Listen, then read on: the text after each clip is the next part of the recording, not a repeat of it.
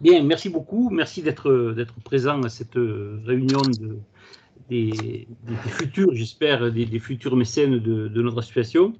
Alors, vous savez, on a l'habitude de dire que le soleil brille pour tout le monde. Et en fait, c'est peut-être pas tout à fait vrai, parce qu'aujourd'hui, si on a partout du soleil dans toute la France et en quantité très importante par rapport à nos voisins, notamment, je pense, à l'Europe du Nord, en fait, c'est inégalement réparti en termes d'usage. Si vous êtes propriétaire de votre maison, d'une villa, d'une maison, d'un pavillon, vous avez toutes les chances de pouvoir développer un projet solaire, mettre des panneaux solaires sur votre toit qui vous permettront d'économiser de l'énergie et donc de faire des gains substantiels dans l'année. Par contre, si vous êtes dans un logement que vous louez déjà, ce sera plus difficile. Et quand vous êtes en précarité énergétique, c'est encore plus difficile parce que vous n'aurez pas les moyens d'investir. C'est un peu cela que nous avons voulu résoudre comme énigme, comme équation, en se disant finalement, les gens qui auraient le plus besoin de faire des économies, ce n'est pas eux qui ont l'accès aux dispositifs les plus innovants que nous développons aujourd'hui, que sont ces dispositifs d'autoconsommation, c'est-à-dire de produire de l'énergie qui est consommée dans le bâtiment lui-même. Donc tout ça, c'est très bien de développer des technos, de mettre du digital, des blockchains, etc. Des choses merveilleuses, mais finalement, ceux qui en avaient le plus besoin étaient un peu laissés à l'écart de ces choses-là, même si, bien entendu, le logement social a toujours été un lieu d'innovation extrêmement puissant où on a innové en permanence, mais il fallait, on pense, donner un coup de pouce supplémentaire, un coup de booster pour essayer d'accélérer la pénétration dans le secteur du logement. Alors, en fait, on s'est réunis quelques-uns. En premier lieu, bien sûr, l'ADEME, qui, bon, je dirais dans tous les bons coups. Hein. L'ADEME, c'est notre mère à tous. Depuis longtemps, depuis une quarantaine d'années, elle est active dans ce secteur et c'est le bras séculier de l'État dans tous les secteurs de la maîtrise de l'énergie et de l'énergie circulaire. Et donc, on a beaucoup de bonheur de les avoir avec nous. Ensuite, le groupe BPCE, donc BPCE, ça veut dire Banque Populaire Caisse d'Épargne, qui sont des banquiers de terrain, proches des territoires, et en particulier pour les caisses d'épargne, très proches également du mouvement social, dont on a pensé que c'était intéressant d'être présent dans ce secteur-là. Enerplan, qui est l'association qui regroupe les professionnels du solaire, que ce soit des bureaux d'études ou des industriels, des développeurs, toute la gamme des différents, de toute la filière est présente dans Enerplan. De Gaulle Florence est associé, qui est un cabinet d'avocats, dont nous avons une éminente représentante avec nous aujourd'hui, et vous allez voir qu'il n'y a pas son pareil pour tout ce qui concerne en fait les aspects juridiques, et Dieu sait si c'est complexe. Donc en fait, le boulot de Gaulle Florence associé, c'est de rendre simple des choses complexes. Voilà, je vais résumer comme ça.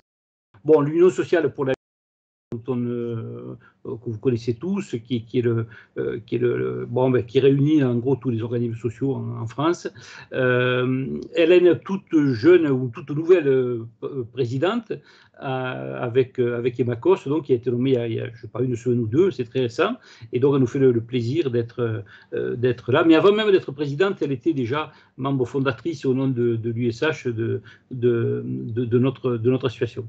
Et puis Texol, qui est un bureau d'études qui existe depuis 35 ans et que j'ai eu le bonheur de construire aussi à l'époque, il y a très longtemps, et maintenant qui est un des principaux bureaux d'études spécialisés dans l'énergie solaire. Voilà, alors cette association qui a été montée, elle a bien sûr vocation à s'étendre, à s'agrandir, mais il fallait déjà quelques éléments de poids, je dirais, pour pouvoir la faire démarrer. Et puis, nous avons eu beaucoup d'intérêt qui a été montré dès qu'on a lancé l'opération par l'économie et de l'industrie, donc à qui nous avons eu l'occasion de présenter à des membres de son cabinet ce projet. Et assez rapidement, il nous a très surpris d'ailleurs parce que sans trop nous prévenir, lors d'une conférence publique, il a annoncé qu'effectivement le projet Sol Solidaire était un projet extrêmement intéressant parce qu'il réunissait à la fois les avancées dans le domaine de la technologie solaire et en même temps celle du digital, de la blockchain, etc. Et ça lui a permis de pouvoir illustrer, je dirais, son propos sur Alors évidemment, on s'est engouffré dans la brèche et on ne lui a pas laissé trop de répit. On a immédiatement introduit une demande de rescrit pour faire bénéficier nos chers donateurs des avantages fiscaux qui sont habituellement réservés à ce genre de choses, mais on va y revenir. Et puis très récemment, on a été lauréat d'un appel d'offres national qui s'appelle Stop à l'exclusion énergétique. Bon, tout est dans le nom, je ne vais pas revenir dessus, c'est très très bien, ça montre que déjà avant même au tout début de notre démarrage sur les faux baptismaux, on peut dire, on est déjà considéré comme quelque chose de sérieux et c'est déjà un grand plaisir. Alors, diapo suivante peut-être. Est-ce que la diapo peut passer? Bon. Alors, que faut-il faire là? Voilà. C'est bon, c'est bon, c'est bon, c'est bon.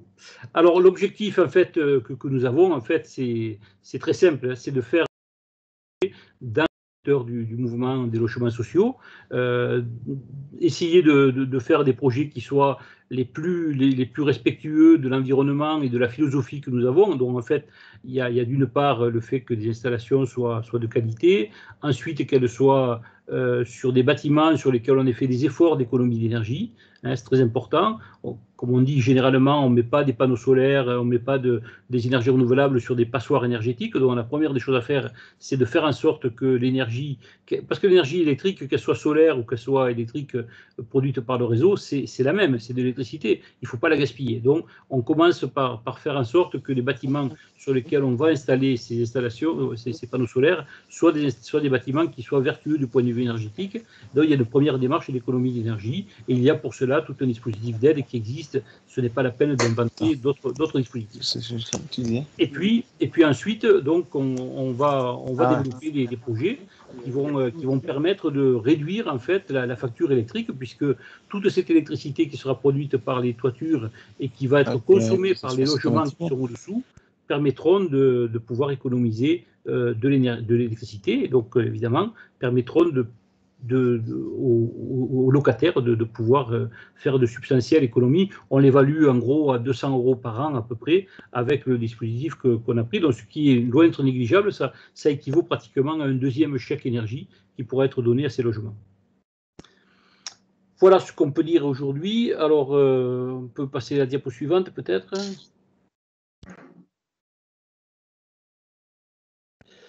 Un des éléments qui nous a fait réagir quand même, c'est le fait qu'on avait beaucoup il y a beaucoup de logements, beaucoup de foyers qui sont concernés par ces problèmes de précarité énergétique.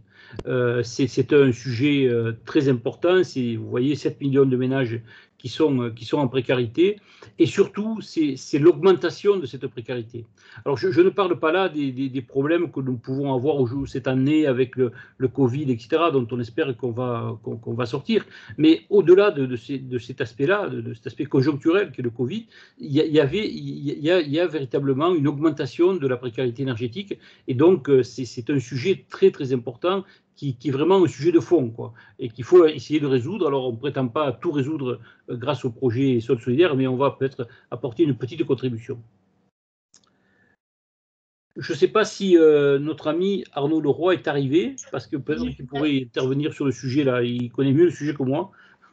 Je vais prendre le relais de la modération d'Alexandra, Jean-Louis Busquet, journaliste, rédacteur en chef, magazine Plein Soleil. Justement, Arnaud Leroy, comment voyez-vous l'articulation des objectifs de Sol solidaire avec la lutte contre la précarité énergétique, justement?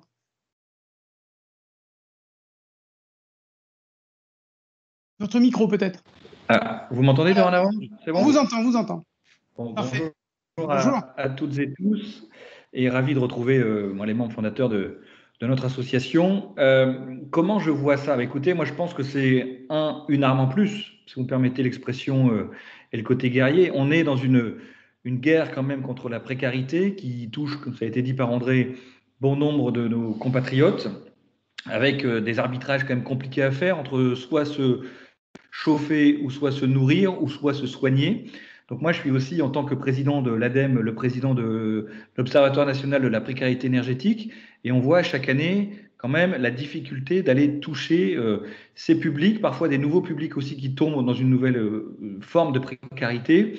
On voit un lien aussi très fort, on n'en a pas parlé, mais entre la précarité énergétique et une précarité liée à la mobilité. Donc moi, j'ai envie de dire, tout ce qui peut venir en plus de ce que fait soit l'État, soit ce que font les collectivités, et là, on est sur une démarche purement, on va dire, associative, donc privée, est bon à prendre. Est bon à prendre pour un sujet qui est quand même vraiment quelque chose d'important d'un point de vue la facture de nos compatriotes, et aussi, on n'en a pas encore parlé, mais la question des émissions de gaz à effet de serre, et c'est un enjeu important aussi, la question du bâti, donc de sa rénovation.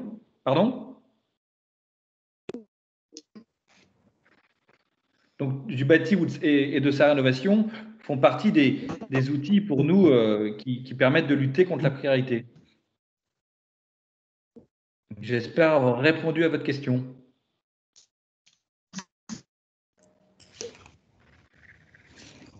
Oui, bon, on t'a bien compris, je ne sais pas où est passé le journaliste. Ah là là, on n'est pas familier encore de tout ça. Bon. Je vais peut-être enchaîner du coup avec le principe de fonctionnement. Voilà, on peut passer à la page suivante et tu prends la parole, Alexandra, c'est ça ? Absolument. Donc le principe, il est simple, c'est que l'association Sol Solidaire, elle vise à mobiliser des mécènes pour attribuer ce qu'on peut appeler des subventions privées aux acteurs du logement social. L'idée, c'est que ces subventions privées, elles complètent le plan de financement, notamment les subventions publiques, auxquelles peut prétendre un office HLM pour un projet photovoltaïque en autoconsommation. Alors, en termes de calendrier, une année type de l'association Sol Solidaire, elle va être ponctuée de plusieurs étapes clés.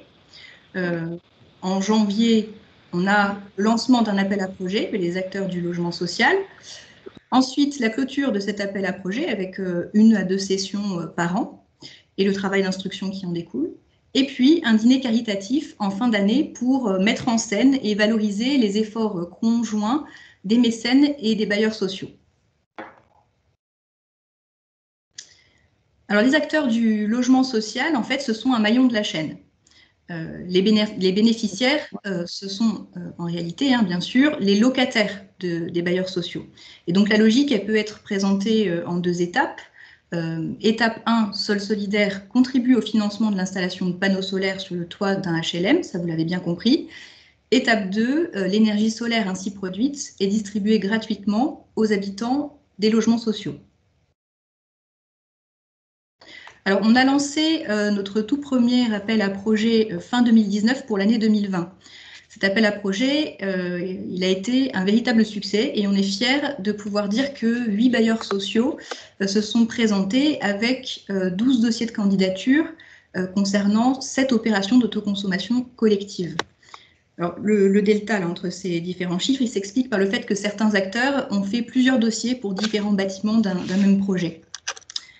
Les régions de la moitié nord sont les mieux représentées, ce qui s'explique assez largement par le fait que Sol Solidaire a bénéficié d'un écho particulier dans ces territoires, notamment d'un bon relais par les pôles de compétitivité et les collectivités locales.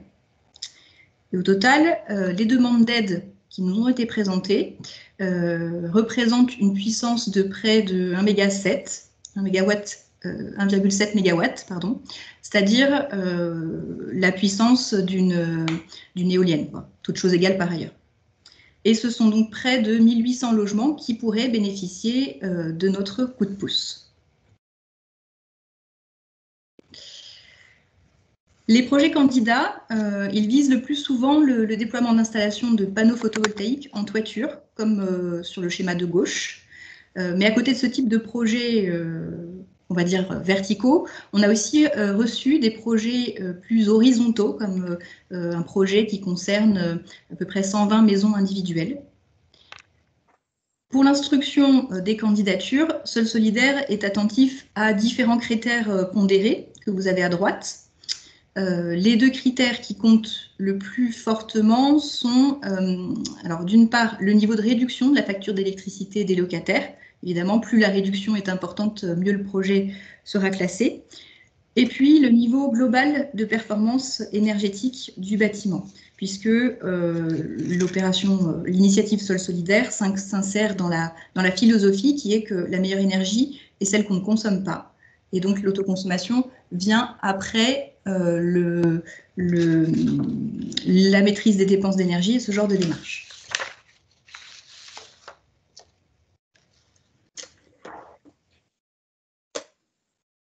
Pour en venir au rôle du mécène, un don à Sol Solidaire a un impact direct et concret. Donc, on a choisi quelques ordres de grandeur pour vous l'expliquer. Le montant nécessaire à l'équipement solaire d'un foyer avec 2 enfants, il faut avoir en tête que c'est à peu près 500 €. Le montant nécessaire pour équiper un HLM de 100 logements, logiquement, c'est 50 x 100, donc 50 000 €. Et l'économie qu'on va faire à une famille bénéficiaire grâce à Sol Solidaire, elle est d'environ 200 € par an pendant 30 ans. Donc 6 000 € en tout, par foyer. Alors, Sol Solidaire est éligible au régime fiscal du mécénat, qu'on va rappeler dans un instant. Ce qu'on peut avoir en tête, c'est que pour un mécène, après réduction d'impôts, un don de l'ordre de 50 000 €, ça revient à 20 000 € de sa poche. Et donc, il nous semble intéressant de se dire qu'un geste de 20 000 € va générer des économies annuelles égales à 20 000 € chez 100 locataires pendant 30 ans. Ici, vous avez une vue d'ensemble, notre plan à 5 ans des objectifs de promesse de don. Pour l'année 0, qui est 2020, et comme vous le voyez en jaune, on a prévu que les candidatures représenteraient à peu près 1000 logements. Alors là, on est à près du double. C'est-à-dire que, comme je le disais, l'appel à projet vers les bailleurs sociaux a été un succès. Et le besoin d'aide globale exprimé par les candidats a atteint 1 million d'euros au lieu des 500 000 € qu'on avait estimés. Ça, c'est sous réserve donc de l'instruction des projets, parce que tous les projets présentés ne se révéleront peut-être pas éligibles, mais quand même, l'enjeu est de taille. Ensuite, à horizon 5 ans, ce sont donc 20 000 ménages qu'on ambitionne d'équiper, c'est-à-dire 1% du parc de logements sociaux français, ce qui représenterait 80 millions d'euros d'économie de factures d'électricité engendrées pour des familles en difficulté.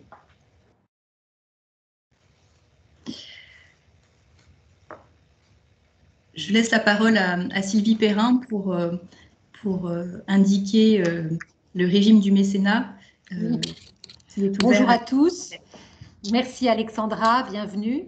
Donc nous avons, comme le disait en préambule André Joffre, fait la demande auprès des services fiscaux en début d'année d'obtenir le régime du mécénat pour permettre de collecter des dons, bien sûr, de toute personne, mais notamment de grands mécènes pour pouvoir soutenir le business plan qui a été présenté par Alexandra et pouvoir petit à petit financer davantage de logements et de projets, d'infrastructures sur ces logements.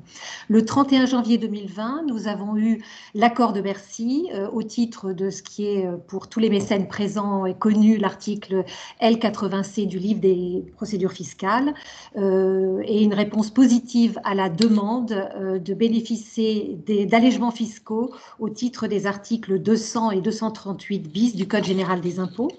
L'association, dans la présentation et dans son organisation, avec l'ensemble des documents qui nous ont été demandés, a été reconnue comme ayant un caractère désintéressé, notamment dans la gestion de l'association, un caractère non lucratif et ayant les enjeux essentiels que sont les enjeux à la fois sociaux, environnementaux et industriels.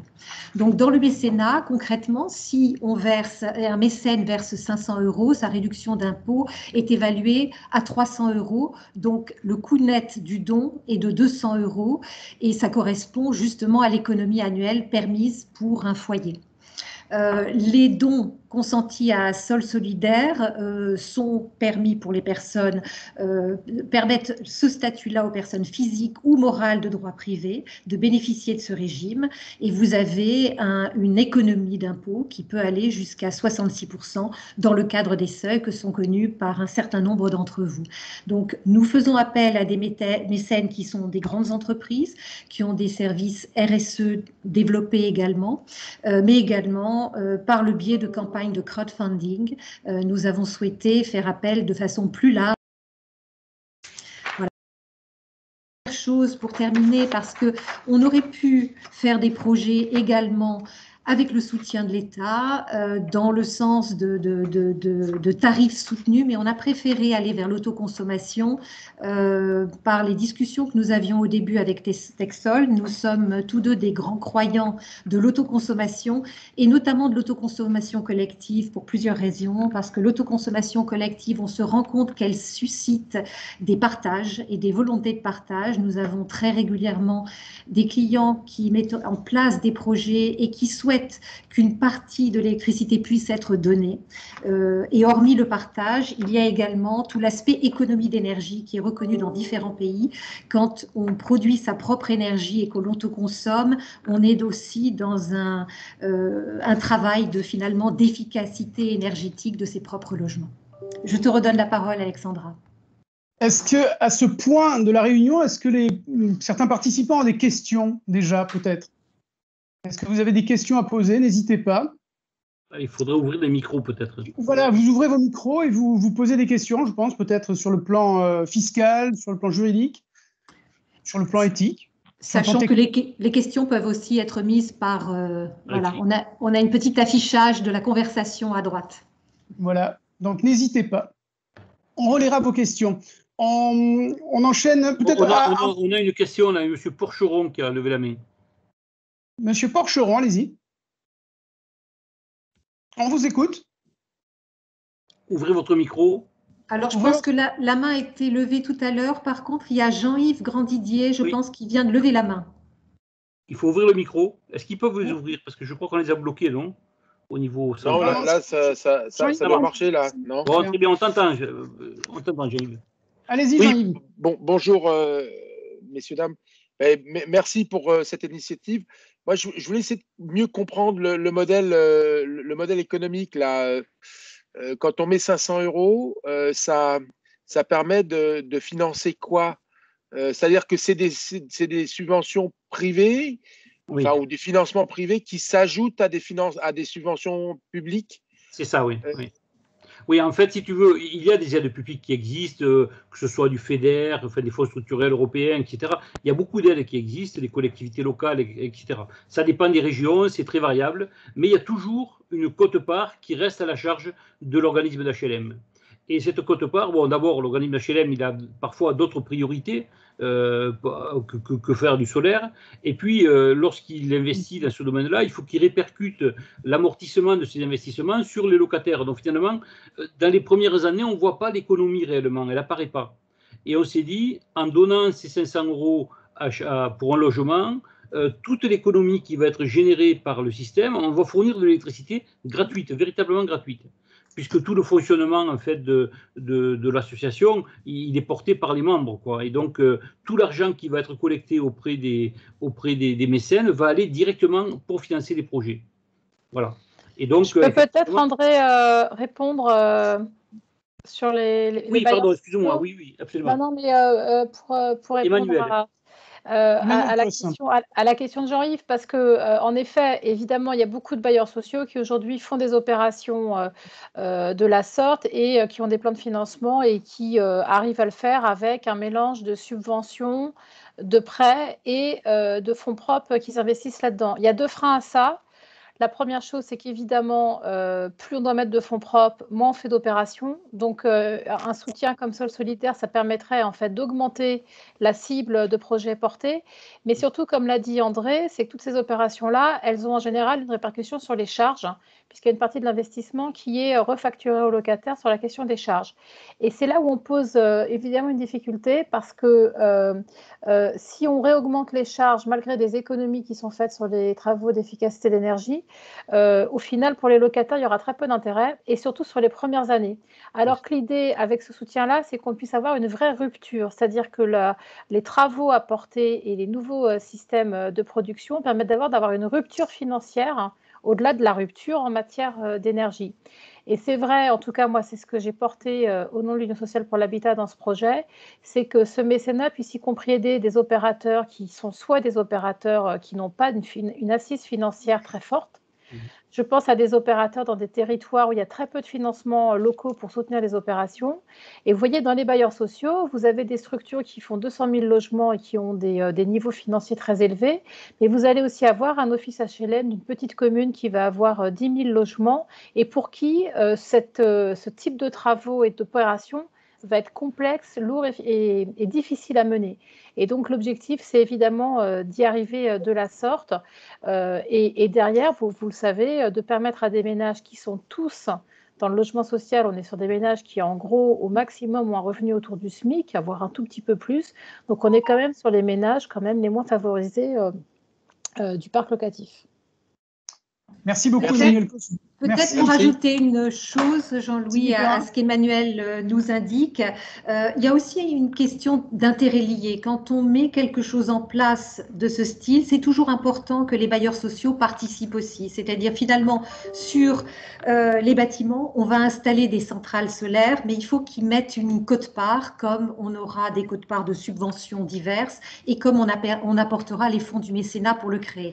D'un autre côté, il y aura de l'énergie générée qui permettra de baisser la facture en totalité des locataires précaires, mais il y aura toujours de l'énergie qui sera générée, qui viendra en plus.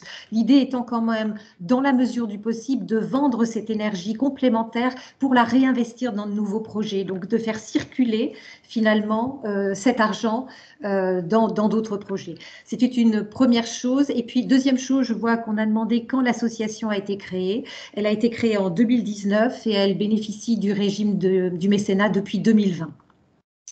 Oui, autre question intéressante sur les retombées économiques locales, c'est qui installe les systèmes solaires? Je crois que là aussi, c'est important. Quelqu'un peut appuyer la réponse? Oui, bon, ce qu'on a dit, c'est que évidemment, on allait se donner quelques. Bon, ce sont les maîtres d'ouvrage publics qui vont décider, enfin les maîtres d'ouvrage sociaux qui vont décider de choisir les entreprises qui vont travailler. Ça, c'est clair. Mais on va gentiment leur dire qu'on aimerait bien quand même que ce soit des entreprises locales, voire régionales, qui puissent faire les travaux. Hein. On n'aimerait pas voir des chantiers qui soient réalisés avec des travailleurs déplacés, vous voyez ce que je veux dire. Bon, ça, c'est à exclure. D'ailleurs, maintenant, je me sens un peu moins seul dans ce discours, puisque j'ai vu que le gouvernement, notamment notre ami Jean Castex, répétait que dans le cadre de France Relance, il fallait absolument que ce soit fait autant que possible par des Français, en fait, des gens qui travaillent en France. Bon. Donc, on va essayer de faire la même chose, d'essayer d'inciter, de faire travailler. Parce que le but aussi, c'est évidemment de créer, de renforcer la filière industrielle française, hein, c'est évident. D'ailleurs, c'est pour ça que nous sommes soutenus par le ministère de l'Industrie, indirectement. C'est une initiative qui permettra, je pense, de renforcer. D'autant plus qu'on est sur des marchés quand même qui seront des petits projets malgré tout par rapport aux très grandes centrales solaires que l'on peut voir à droite et à gauche. Bon, là, on est sur des marchés beaucoup plus petits qui sont plus faciles à adresser aux entreprises qui sont sur nos territoires. Et on a bon nombre d'installateurs aujourd'hui qui sont qualifiés, qui sont disponibles et qui, franchement, peuvent répondre à une augmentation de la demande, même si elle est rapide. Une autre question de Richard. Est-ce qu'Enedis va contribuer à Sol Solidaire à due concurrence de ce qu'il empoche de Turp? Alors, bon, c'était ce qu'on avait demandé aux amis d'Enedis, effectivement. Bon, alors depuis, vous savez qu'il y a un projet il va y avoir un appel à projet pour les projets collectifs, dans lequel le Turp, notamment pour ce type de bâtiment, sera remboursé par l'appel à projet. Bon, le texte, aujourd'hui, je crois, est en consultation à Bruxelles pour autorisation. Et donc, on devrait pouvoir bénéficier de ces appels à projets pour pouvoir neutraliser le Turp, je dirais, à l'intérieur du bâtiment, ainsi que les taxes, naturellement. Mais ça, peut-être que Madame la directrice de l'énergie, qui doit venir parler tout à l'heure, pourra nous en donner quelques éléments supplémentaires. On va poursuivre la présentation, on reprendra les questions-réponses après avec Alexandra Bail sur le fonctionnement du coup de Sol Solidaire, de l'association. Alexandra, est-ce qu'on peut reprendre un petit peu le fonctionnement? Absolument, Jean-Louis. Ouais. Ce qui est prévu, c'est 5 paliers de mécénat, allant de 500 € à plus de 100 000 €, sans compter donc la réduction d'impôts dont parlait Sylvie tout à l'heure. On va passer en revue un à un ces différents paliers avec les remerciements ou contreparties qu'on associe à chacun. Alors, en tant que supporter solidaire, votre don de 500 €, c'est-à-dire 200 € après réduction d'impôts, représente une famille aidée et vous permettra d'avoir votre nom cité dans le rapport d'activité de l'association. En tant que mécène bronze, votre don qui serait de 20 000 €, c'est-à-dire 8 000 € après réduction d'impôts, représente 40 familles aidées et vous permettrait d'avoir votre logo sur les différentes publications de l'association, ainsi que 2 invitations au dîner caritatif annuel de Sol Solidaire. En tant que mécène argent, on est là sur un don de l'ordre de 40 000 €, c'est-à-dire 16 000 € après réduction d'impôts, ce qui représente 80 familles aidées et vous permet d'avoir, en plus des avantages du palier précédent, les remerciements suivants, c'est-à-dire 3 invitations supplémentaires, au total 5 invitations au dîner caritatif annuel et la possibilité de choisir et parrainer un projet en particulier. Et donc, à ce titre, vous serez impliqué dans les visites de presse et autres interviews vidéo des parties prenantes du site en question. Vous serez impliqué aux différentes étapes du déploiement et de la vie d'une opération. Et le nom de votre organisation pourra être associé au nom du projet solaire concerné. En tant que mécène or, maintenant, votre don de 60 000 €, c'est-à-dire 24 000 € après réduction d'impôts, aiderait 120 familles et vous permettrait de disposer, en plus des avantages du palier précédent, des contreparties suivantes. Une table au dîner caritatif annuel de l'association. Vous serez partenaire officiel de ce dîner et visible lors de la campagne de communication à son sujet et le jour J. Et puis, nos experts animeront une conférence sur les énergies renouvelables pour former vos collaborateurs aux enjeux de ce secteur d'avenir pour la planète. Et enfin, si vous le souhaitez, vous pourrez, avec ce palier or, participer au comité de sélection des projets. Aujourd'hui, on a un comité de sélection national, mais il est prévu par la suite d'avoir des comités de sélection régionaux. Enfin, en tant que mécène diamant, votre don du montant que vous voudrez à partir de 100 000 €, et ce sans compter donc la réduction d'impôts associée, ça représente 200 familles aidées ou plus, et ça vous permet d'avoir, en plus des contreparties du palier précédent, les remerciements suivants, c'est-à-dire 2 tables au total au dîner caritatif annuel de l'association, et puis des contreparties additionnelles qu'on est ouvert à discuter ensemble, bien sûr. Merci Alexandra. Peut-être une petite remarque de la juriste que je suis. Il y a un comité de sélection, certains peuvent être invités, par contre un programme assez drastique sera mis en place pour éviter les conflits d'intérêts. Oui. On ne pourra pas être des 2 côtés de la table, donc ce sont des choses sur lesquelles on a déjà parlé, on a déjà organisé. Il faut éviter tout conflit d'intérêts et avoir une gouvernance totalement saine sur ces projets-là. Je souhaitais juste rajouter ce point. Une question intéressante de Nathalie Henriquez qui nous demande quelles sont les autres modalités du mécénat pour les collaborateurs des entreprises pour soutenir Sol Solidaire. Un mécénat de compétences, bénévolat, congé solidaire. Est-ce que c'est quelque chose auquel vous avez pensé? On a pensé notamment à l'arrondi solidaire. C'est-à-dire que en tant que mécène, vous avez la possibilité de vous mettre à l'arrondi solidaire si vous ne le faites pas déjà, ou bien d'ajouter Sol Solidaire aux associations que votre organisation soutient déjà par le moyen de l'arrondi solidaire. Et donc le principe, il est simple, c'est que le salarié donne quelques centimes sur son salaire pour l'arrondir, et dans la plupart des cas, l'employeur abonde. Donc, en gros, si le salarié donne 40 centimes par mois, l'employeur donne 40 centimes par mois lui aussi. Ça fait 80 centimes d'euros par mois par salarié pour Sol Solidaire. Et donc, si on envisage ça à l'échelle d'une entreprise entière, ça peut donner un effet de levier très intéressant. Donc, ce dispositif, il est géré par une entreprise qui s'appelle Microdon, et qui propose une plateforme logicielle de gestion aux entreprises mécènes. Donc ça, c'est une possibilité, effectivement, de mécénat de compétences. Hormis cela, je pourrais rajouter que les différents types de mécénat sont possibles et de dons. Nous pouvons avoir des dons en numéraire, mais aussi des abandons de recettes, qui est une possibilité. Nous pouvons avoir du don en nature, du don de biens, du don de prestations de services, et aussi, ça peut être le cas, mais plutôt, je dirais, on ne l'a pas prévu pour tout de suite, de la mise à disposition de personnel également. Merci Sylvie Perrin. Alexandra, j'ai vu défiler vos slides. Alors, j'ai cru voir quelqu'un d'un peu connu qui soutient l'association, c'est ça? Un peu plus tôt. Effectivement. Donc, globalement, associer votre image à Sol Solidaire, c'est bénéficier de la communication qui est mise en place autour de ce dispositif. Et on a tout récemment lancé une campagne sur les réseaux sociaux autour de deux personnalités que vous voyez s'afficher. Amel Chabi, comédienne, et Jean-Pascal Zadi, réalisateur, et comédien, qui sont c'est d'ailleurs depuis Simplement Noir. Voilà, en particulier ce film cette année. Mois de juillet. Donc, on vient de démarrer la campagne et à quelques jours après ce démarrage, on a comptabilisé plus de 20 000 impressions, c'est-à-dire le nombre de fois où les posts sur les réseaux sociaux ont été vus, que ce soit LinkedIn, Facebook, Twitter, etc. Et puis, nos ambassadeurs interviennent dans la presse ou dans les médias.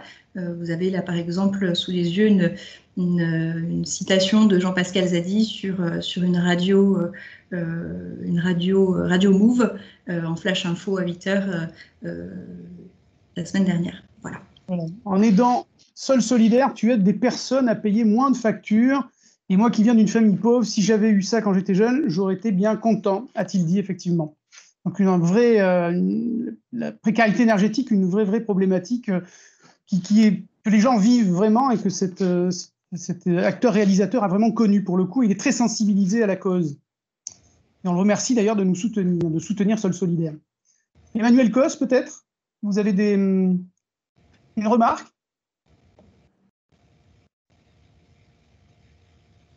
Il faut ouvrir le micro, Emmanuel. Oui, mais justement, j'y viens, mais c'est pas rapide. Ce que je peux vous dire, en tout cas, c'est que nous, on trouve cette nouvelle forme en fait, d'engagement extrêmement intéressante pour deux raisons. La première, c'est qu'avec certaines des personnes qui sont là aujourd'hui et aussi je vois dans le public qui nous écoute, moi je porte depuis longtemps avec d'autres le fait qu'il faut que les bailleurs sociaux soient un acteur majeur de la transition énergétique. Donc ça passe aussi par le fait que les bailleurs fassent évidemment des travaux pour améliorer la qualité de vie dans leurs bâtiments, mais aussi qu'ils maîtrisent mieux la production énergétique. Et c'est pour ça qu'on s'est d'ailleurs battu, un certain nombre d'entre nous, sur la question de l'autoproduction, de l'autoconsommation, même si on n'a pas toujours eu exactement ce que l'on attendait. En tout cas, c'est un mouvement de fond qui me semble très important. C'est pour cette raison aussi qu'il avait semblé utile que l'Union sociale pour l'habitat soit justement au cœur de la démarche Sol Solidaire. Mais ensuite, ce qui est aussi très intéressant, et je pense que ça peut évidemment vous parler, c'est qu'à travers le logement social, on loge donc des publics de personnes qui ont des revenus soit très faibles, soit pas très importants, et donc pour lesquels la maîtrise en fait des coûts d'énergie a un impact réel sur leur qualité de vie. C'est pour eux évidemment un moyen d'une part de retrouver du pouvoir d'achat, mais c'est souvent simplement d'être dans un meilleur confort de l'habitat. C'est pas simplement une question d'économie, c'est-à-dire qu'à travers ces programmes qui pourraient être soutenus, c'est aussi vraiment améliorer le confort dans l'habitat, et y compris pour des publics qui ne pensent que ce n'est pas possible pour eux.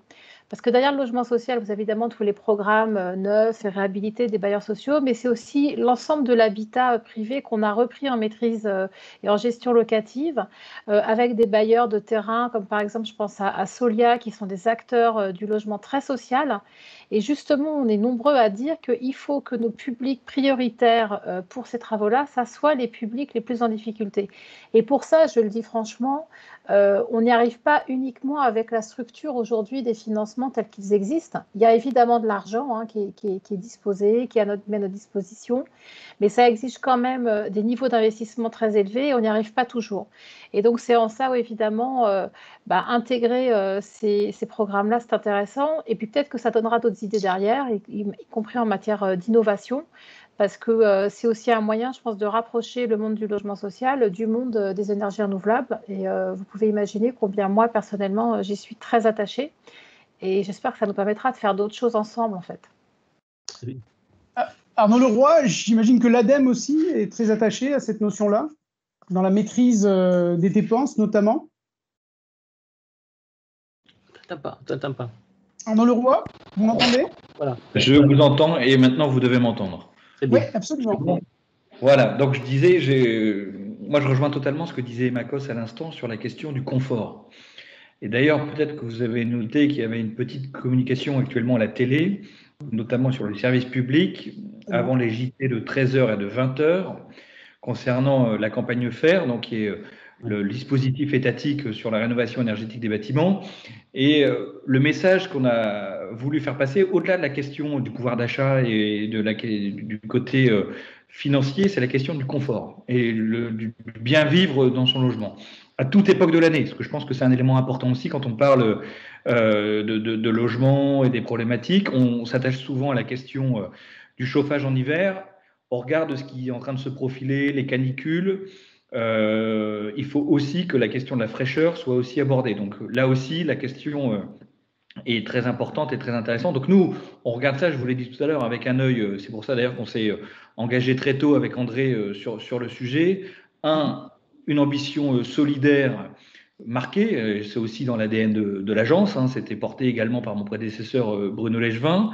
Donc voilà, donc ça fait partie des choses. Et nous, on est vraiment on essaie avec d'autres de participer au tricot entre rénovation, transition, et aussi que chacun puisse bénéficier un petit peu du progrès, notamment lié à la question du solaire, tout ce que ça peut engendrer aussi comme volonté de participer à une évolution de la société. Je pense que c'est aussi quelque chose d'important, qu'on donne pas le sentiment qu'on laisse des publics sur le bas-côté parce qu'ils sont soit pas assez diplômés, soit pas assez riches, ou soit habitants dans les mauvais quartiers. Donc ça, c'est quelque chose sur lequel on est assez actif et on est attaché à ça. Donc moi, je rejoins ce qui a été dit depuis tout à l'heure. On a un bel outil qui est différent, qui n'est pas en attente du tout État. Donc, on s'est mis aussi au diapason avec des acteurs variés. C'est pas toujours, c'est pas tous les jours qu'on rencontre dans une association un grand cabinet d'avocats comme celui qu'incarne aujourd'hui Madame Perrin avec nous, des opérateurs publics comme l'ADEME, des acteurs du logement social avec l'USH, des acteurs privés comme André Joffre. Donc voilà, donc ça, je pense que c'est quelque chose aussi à mettre en avant et qui doit nous permettre de rassurer les mécènes qui sont là aujourd'hui sur, la volonté qu'on aille de l'avant, qu'on les embarque avec nous. Donc voilà, c'est quelque chose sur lequel, en tout cas, moi, je suis fier qu'on ait associé l'ADEME très tôt dans le dispositif. Merci beaucoup, Arnaud Leroy. Une question sur les projets en Outre-mer, sol solidaire. Est-ce que c'est quelque chose qui peut être envisageable à l'avenir? Oui, dès cette année, puisqu'on a un très beau projet qui émane de la Réunion, qui est un projet important, dont évidemment il y a beaucoup de précarité énergétique et sociale dans les départements d'outre-mer. Et donc, c'est très important, effectivement, de pouvoir faire bénéficier également ces projets-là de notre dispositif, évidemment. Merci, André Joffre. On va laisser la parole à Sophie Mourlan à présent. Alors, je ne sais pas si elle m'entend. Sophie Mourlan, vous m'entendez? Oui, tout à fait. Bonjour. Direction générale énergie-climat. Comment l'initiative Sol Solidaire s'intègre-t-elle par rapport aux objectifs de la PPE, Sophie Mourlon? Eh ben, elle s'intègre très bien avec les objectifs de la programmation pluriannuelle de l'énergie et en fait avec l'ensemble des objectifs du ministère dont je fais partie. Ça a été évoqué par Arnaud Leroy et par Emmanuel Cos déjà. L'initiative Sol Solidaire, elle combine la production d'énergie renouvelable, l'autoconsommation et la solidarité. Et c'est vraiment des piliers fondamentaux de la politique de transition énergétique. En permettant que le photovoltaïque et l'autoconsommation bénéficient aux personnes en précarité énergétique. Donc, c'est vraiment le sens et de la transition énergétique solidaire qu'on promeut et c'est au cœur des grands enjeux pour l'État de développement des énergies renouvelables. Alors, je vais parler surtout d'énergie parce que d'autres personnes beaucoup plus compétentes que moi ont parlé de la solidarité et du volet social de ce projet. Je mentionnerai simplement sur ce volet, et ça a été cité, je crois, par André Joffre, le chèque énergie qu'on met déjà en place, qui est déjà en place pour ces populations. Mais effectivement, l'initiative Sol Solidaire vient renforcer de manière, vous l'avez dit, André Joffre, c'est un doublement du chèque énergie à peu près pour les familles qui en bénéficieront. Et j'en profite d'ailleurs pour remercier André Joffre de son investissement de longue date dans la promotion du photovoltaïque et de ces formes d'énergie au service de tous. Alors, la programmation pluriannuelle de l'énergie, elle fait une grande place pour le solaire. On a des objectifs très ambitieux. C'est une programmation pour 10 ans, en 2 fois 5 ans. Aujourd'hui, on est à 10 gigawatts, donc 10 000 mégawatts pour reprendre l'unité qui a été utilisée tout à l'heure, en service. Et les objectifs, c'est un doublement à l'horizon 2023 pour passer à 20 et de faire entre x3 et x5 à l'horizon 2028. Donc, c'est des objectifs évidemment très ambitieux qui sont complètement concordants avec la maturité de cette technologie qui est à la fois techniquement au point et en termes de coût qui permet un accès à une énergie à un coût maîtrisé. Et c'est pour ça qu'on a un ensemble de dispositifs de subvention publique pour le soutien aux projets solaires et que nous avons et allons encore simplifier ces dispositifs de soutien. Et en particulier dans leur forme d'autoconsommation, parce que l'autoconsommation, et ça a été largement dit, et je le rejoins, c'est vraiment une forme d'accélérateur de la transition énergétique, puisque ça permet à chaque citoyen ou à chaque collectivité d'être directement impliqué dans la transition énergétique et d'en recevoir les fruits. Et je suis convaincue que le fait d'être acteur de la transition et d'en recevoir les fruits est aussi une manière de partager et de déployer encore plus cette transition. Alors, je peux citer quelques mesures spécifiques à l'autoconsommation et en particulier au solaire. On a pris des textes récemment pour simplifier et faciliter l'autoconsommation dans les HLM, ça a été cité déjà. On a également des textes pour simplifier et faciliter l'autoconsommation collective en milieu rural de manière beaucoup plus étendue. Alors, ce n'est pas forcément les territoires sur lesquels on a le plus de logement social, mais il y a des vrais enjeux de précarité énergétique dans ces territoires. Donc, on a élargi assez largement et beaucoup facilité cette perspective.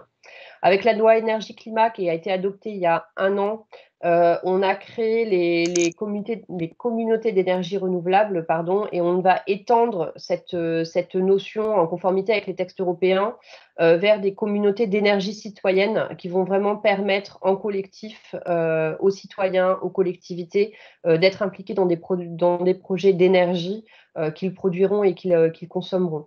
Et donc, je pense que cette initiative s'inscrit vraiment complètement dans cette perspective, vers un changement radical de produire et de consommer l'énergie en impliquant les citoyens et les collectivités.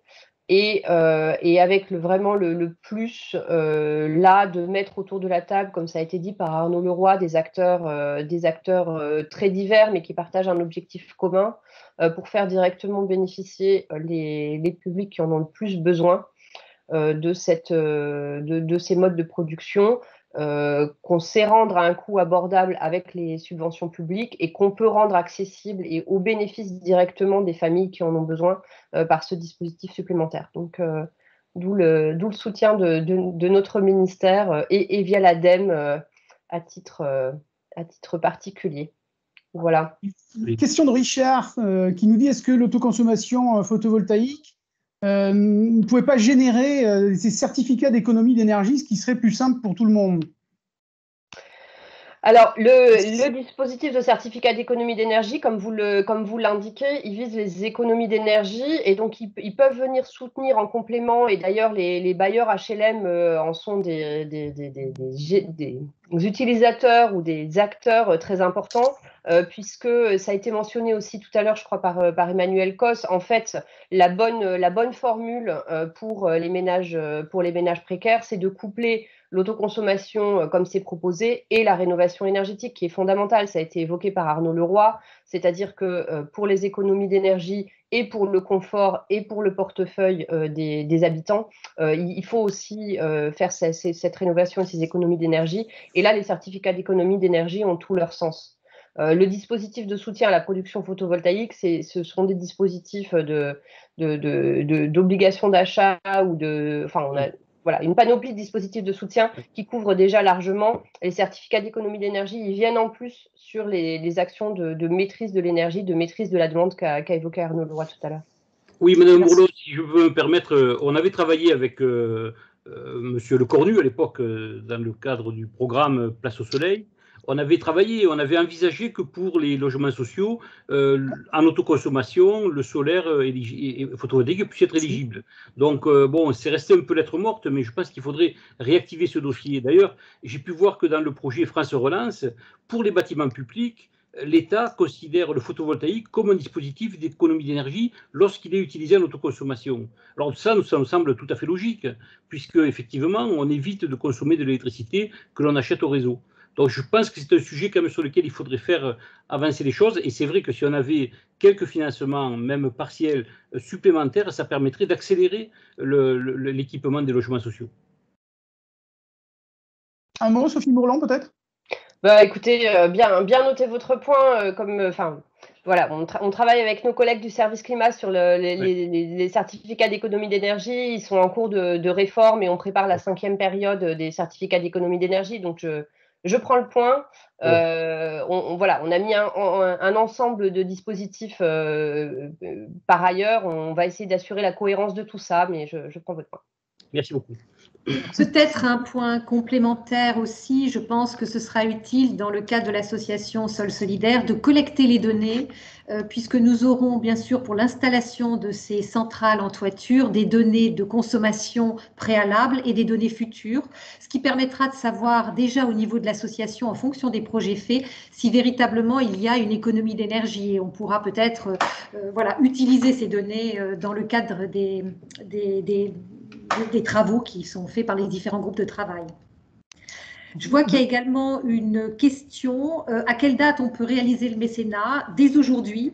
Il y a déjà eu un lancement. La campagne nationale est en cours pour collecter par le biais de collecte de fonds privés. On a déjà des fonds qui ont été reçus. Comme tout à l'heure l'indiquait Alexandra, nous avons des projets en cours de sélection qui nécessitent dès maintenant 1 million d'euros. Donc, il peut y avoir du mécénat dès aujourd'hui, dès 2020, et les fonds sont attendus dès maintenant. D'accord.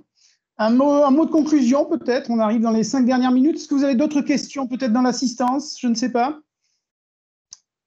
Comment allez-vous monitorer la consommation, c'est ça? Oui.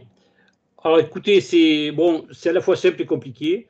On a la chance en France d'avoir un compteur numérique assez génial qui s'appelle Linky chez nous, mais bon, toute l'Europe pratiquement s'est équipée de compteurs numériques. Et donc avec ça, on peut tout faire en fait. On peut tout faire. On connaît la chose qui est intéressante, si vous voulez, c'est qu'il n'y a pas d'infrastructure lourde à part l'installation solaire. On utilise tous les réseaux électriques existants en fait. Et donc, on sait qu'est-ce qu'on injecte dans le réseau, aux bornes de l'installation solaire. Et grâce aux compteurs digitaux qui sont en place dans les logements, on va regarder comment cette électricité est consommée dans les différents logements. Et on va la répartir selon une clé qui sera définie. Par exemple, que chaque logement reçoive la même quantité d'énergie dans l'année. Ça peut être ce cas-là. Voilà. Donc, on a tous les outils techniques qui sont sur la table, tout fonctionne, a été expérimenté, les transferts de données entre Enedis et les techniciens et les informatiques fonctionnent bien entre elles. Donc, tout ça, c'est au point. Il ne reste plus qu'un peu d'argent pour démarrer les choses, quoi. Voilà. Donc vous faites un appel, hein, André Joffre, c'est ça, un appel au mécénat? Absolument, ah oui, on fait un gros appel au mécénat. On a besoin vraiment que... Je pense que s'il y a un domaine dans lequel la politique RSE d'une entreprise peut vraiment s'incarner, c'est dans ce domaine-là. Parce que vous voyez, on joue sur plusieurs tableaux. D'abord, on est très utile, on réduit le prix de la facture, le montant de la facture, donc on aide véritablement à augmenter le reste à vivre des locataires, des ménages. En plus, on développe l'économie parce que ça crée du travail dans les petites entreprises très locales. Donc ça, c'est très important aussi. Et enfin, on travaille pour l'environnement. C'est-à-dire, ce que nous faisons là, c'est préparer le monde de demain. Et ça, c'est comme le disait Arnaud tout à l'heure, c'est les trois piliers, quoi. Voilà. Le social, le développement économique et puis évidemment l'environnement. Et vous voyez que environnement, économie et social, ça peut faire bon ménage, ça peut faire même de très beaux projets, je pense. Et je vous donne rendez-vous, écoutez, l'année prochaine pour le gala que nous allons organiser certainement vers la fin de l'année et où on fera les comptes, on vous montrera toutes les installations qui marchent et j'espère qu'on pourra avoir des témoignages de locataires heureux. Il n'y a pas de raison. Peut-être Arnaud Leroy, je ne sais pas si vous m'entendez, un mot de conclusion peut-être, Arnaud Leroy? Écoutez, pour rebondir sur ce que dit André, je l'ai dit plusieurs fois, on a un bel outil. On comptera les bouses à la fin de la foire, comme on dit. Donc, voilà. On a un an pour démontrer que ça marche, que ça a un impact positif également sur l'emploi local. André a plusieurs fois insisté là-dessus et je pense que c'est aussi une bataille pour les tenants et les personnes qui sont attachées à la promotion des énergies renouvelables dans notre pays. C'est que c'est aussi pourvoyeur d'emploi. Donc aussi peut-être que demain, Sol Solidaire pourra identifier des personnes qui, grâce à un premier contact avec les ENR, s'intéressent au secteur et viendront aussi se former pour intégrer des filières parce qu'on aura des enjeux d'emploi dans les années à venir, les décennies à venir. Ça a été dit tout à l'heure par Sophie Mourlon. On a une ambition nationale assez conséquente que je pense on ne mesure pas tous les jours.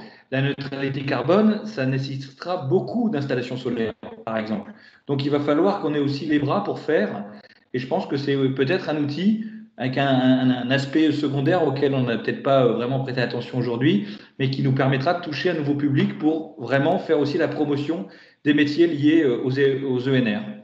Et même l'industrie photovoltaïque, hein, Bélénos a fait un communiqué aujourd'hui avec une alliance entre Sistovier et Voltec pour monter une industrie et faire du photovoltaïque industriel en France. Donc là aussi, on va même au-delà du strictement local, on va dans l'industriel, dans le secteur industriel qui pourrait profiter aussi de ça.